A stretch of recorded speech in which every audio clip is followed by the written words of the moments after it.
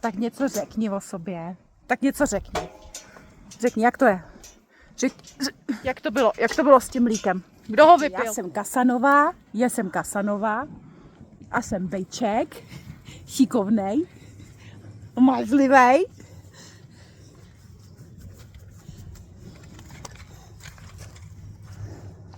Ty jsi svůdník, čověče. Jdeme spolu udělat mazlící videa, jo? Ještě než budeš mít třeba 850 kg, tak budeme mazlit, jo? Pak už, jak budeš mít 851, tak už ne. Já vím. Ano, pošeptej mi to. Máš trošku drsný jazyk. Maja. Minule jsem tady takhle byla a borůvka mi ukousla kus kožichu. Takhle mi teďka plandá.